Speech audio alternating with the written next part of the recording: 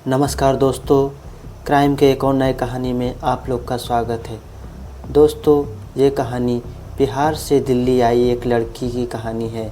इस कहानी में लड़की की आप बीती है जिसे वो रियल ज़िंदगी में कभी उजागर नहीं करना चाहती। मैं 23 साल की उम्र में दिल्ली आई, रहने वाली बिहार के एक छोटे गांव से हूँ। गांव में तमाम बंदिशें थीं, लेकिन मैं आज़ाद ख्यालों की सोचा कि शहर जाऊंगी तो अपनी ज़िंदगी जीऊंगी।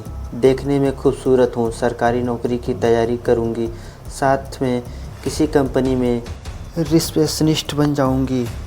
दिल्ली के लक्ष्मी नगर में रहने लगी। कुछ लड़कियों से दोस्ती हुई, फिर उनसे दोस्ती के दौरान एक कॉल सेंटर में नौकरी मिल गई। अब रिसेप्शनिस्ट बनने का सपना छोड़ दिया।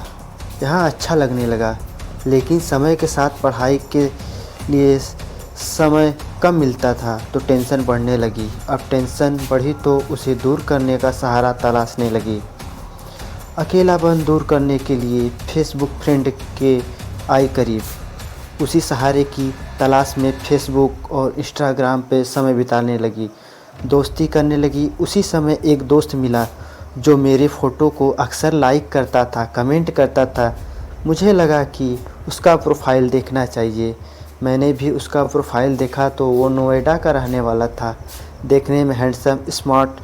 फिर मैंने भी उसकी फ़ोटो लाइक कर दी। इसके बाद उसने मैसेंजर पे चैट की, दोनों की में दोस्ती हुई। मैंने बताया मुझे टेंशन होने लगी। उसने समझाया, टेंशन ना लो, कभी कभार पार्टी किया करो, डिस्को आओ, तब पता चलेगा कि कितना सुकून है ज़िंदगी में। मैं कभी पार्टी में नहीं गई थी, लेकिन मन में था अगर कोई साथ चले तो चलूं। मौका मिल गया। कई महीने की चैट के उस पर भरोसा हो गया। एक शाम उसके साथ घूमने गई, फिर नोएडा के एक डिस्को बार गई। उसने शराब पीने का ऑफ़र किया, मैंने मना कर दिया। फिर उसने भी नहीं पी। ये देख मुझे अच्छा नहीं लगा, उस पर और ज़्यादा भरोसा हो गया। फिर मैंने थोड़ी पीने की हामी भर दी, वो भी तैयार हो गया। हम दोनों ने हल्की ड्रिंक की, फिर डांस किया। वाकई बेहद खुशी हुई। फिर उसने खुशी खुशी मुझे मेरे कमरे तक छोड़ आया। मैं बार बार कहती रही मैं अकेली चली जाऊंगी, लेकिन वो नहीं माना। बोला, ऐसे अकेले कैसे छोड़ सकता हूँ। ये देखकर मुझे अंदर से खुशी हुई। देर रात कमरे पर लौटी, थकी गई, लेकिन खुशी ज़्यादा थी। उस खुशी में सारी थकान दूर हो चुकी थी। खैर, समय चलता रहा, उस दोस्त पर भरोसा बढ़ता रहा। शायद उसके भरोसे में इस हद तक आगे बढ़ चुकी थी, मुझे कुछ और नहीं दिखता था। एक दो बार और हमें ऐसे ही क्लब में मिले, पार्टी की, मस्ती की, थोड़ी बहुत डांस किया, फिर घर आई। वो अब मुझे थोड़ा बहुत टच करने लगा, लेकिन भरोसा इतना था कि उसकी ये हरकत मुझे बुरी नहीं लगती थी। ऐसा लगता था कि इतना तो चलता है। सर्दियों की वो रात ज़िंदगी भर दर्द दे गया। वो दिन अच्छे से याद है। हल्की सर्दियाँ शुरू हो चुकी थी।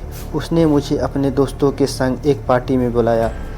मुझे उस पर भरोसा था, लेकिन फिर भी मैं एक बार थोड़ी हिचकी थी। उससे सवाल भी किया, दोस्तों संग पार्टी। उसने एक ही शब्द कहा था, क्या मुझ पे भरोसा नहीं है। मैंने बोला, खुद से ज़्यादा। बस चली गई। हम किसी दूर के रिजॉर्ट में रुके, दोस्तों संग शराब पी, कुछ और लड़कियां भी थी। सब मस्त हो गई थी। रात हुई, मुझे नींद आने लगी, या यूँ कहें मुझे नशे की वजह से बेहोशी छाने लगी थी। फिर मुझे कुछ याद नहीं है। अगले दिन दोपहर में नशा उतरा तो देखा कि मेरे कपड़े बदले हुए थे। पूरे बदन पे अजीब दर्द हो रहा था। कई जगह नाखून से खरोंचने के निशान थे। प्राइवेट पार्ट में दर्द हो रहा था। मुझे बहुत गुस्सा आने लगा। उस दोस्तों को तलाशने लगा, वो कहीं नहीं मिला। काफ़ी तलाश के बाद एक लड़की मिली, उसकी भी हालत वैसे ही थी। हम दोनों ने बातें शुरू की। पता चला कि उसकी भी एक लड़के से दोस्ती हुई थी। वो भी बहुत भरोसे वाला था, लेकिन उससे क्या पता कि उसके साथ भी ऐसा कुछ होगा। जब दोनों ने बात की तो समझ आया कि ये कुछ लड़कों का गैंग है जो दूर दराज में आने वाली लड़कियों को टारगेट करते हैं। जो अकेली रहती है उन पे पहले भरोसा जीतते हैं, इसके बाद उनकी इज्जत लूट लेते हैं। अब वो जानते हैं कि दूर से आई लड़की जल्दी पुलिस के पास नहीं आएगी।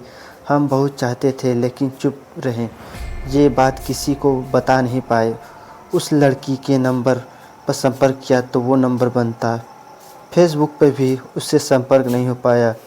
तब से वो लड़का फिर नज़र नहीं आया और ना ही उसे मैं कभी देखना चाहती हूँ। लेकिन वो सबसे बदनुमा दर्द आज भी डराती है। ऐसा किसी और लड़की के साथ ना हो, उसके साथ भरोसे में ऐसी हरकत ना हो, इसलिए चाहती हूँ अपनी बात आपके साथ शेयर करूँ। जय हिंद, जय भारत।